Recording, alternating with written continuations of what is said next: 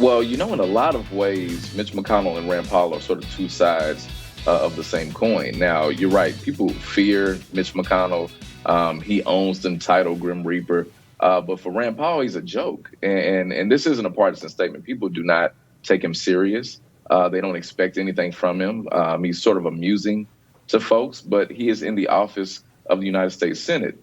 We don't need someone there that's going to make us a mockery every time they open their mouths. And so what I've seen across Kentucky is really a lot of folks that are tired of someone that is stoking division, that is weaponizing hate, and really playing games and chasing conspiracies while we fall off the cliff. And we're building this big coalition across party lines, across geography, from the hood to the holler, as I mentioned, and we're going to get him out of office.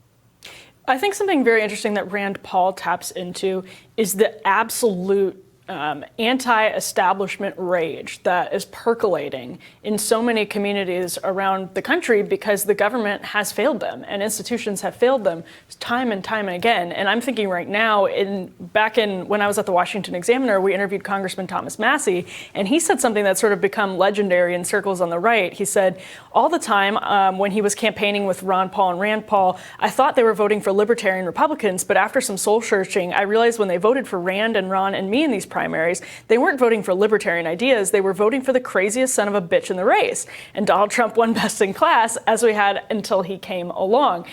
Is that true? Is there just this instinct among people as you travel? They're so furious with the way they've been treated by the political establishment and the business establishment.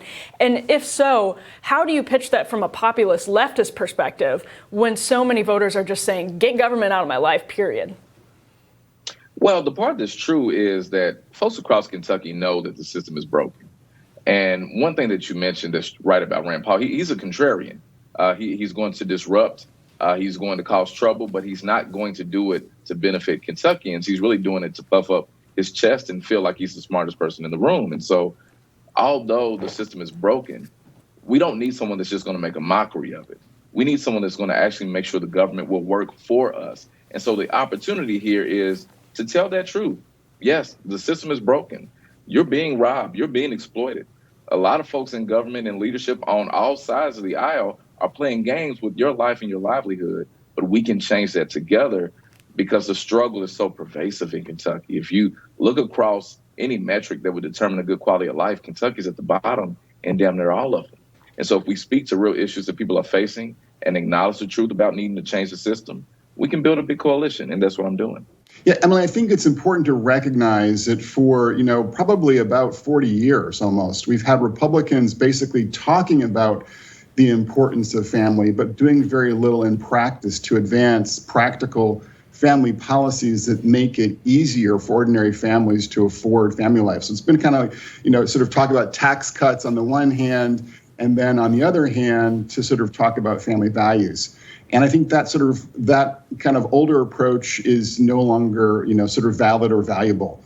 And so what I've been talking about in my writing and speaking is sort of the importance of giving families the resources that they need to make the choices they would like when it comes to raising their own kids. I think what conservatives need to understand and appreciate is if they do nothing, as if they just offer ordinary families, more tax cuts, so to speak. I think the progressive approach here, which is to kind of put the state in charge of the care of our young kids, will be much more popular and much more common. So, for instance, obviously Biden is proposing spending more than $400 billion on more subsidies for childcare and on public pre-K. And that's an example of a kind of a more statist approach to sort of helping ordinary families with the care of the young kids. And I would much prefer kind of giving families cash, rather than sort of more childcare and more public pre-K.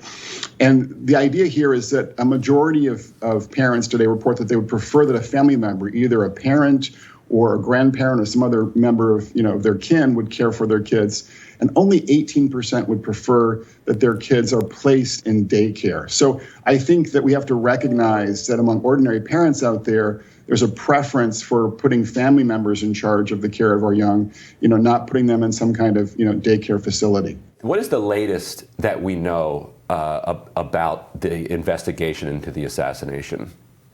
Well, there's been a lot of speculation that he might have been killed by a security detail because people thought that he may have been tortured because he was missing an eye, as autopsy photos that went out on social media indicated, and they showed that his body was pretty beat up, broken bones and shot up, etc.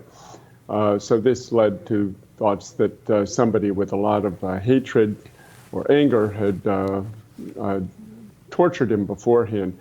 But we got an account from somebody who spoke directly to Martine Moïse, and she said, no, it was the Colombians who shot her first and then shot him, and with machine gun fire. And we consulted a pathologist who looked at the x-rays and pictures and said what he saw was consistent with the damage and trauma that a machine gun would make if shot at somebody at close range.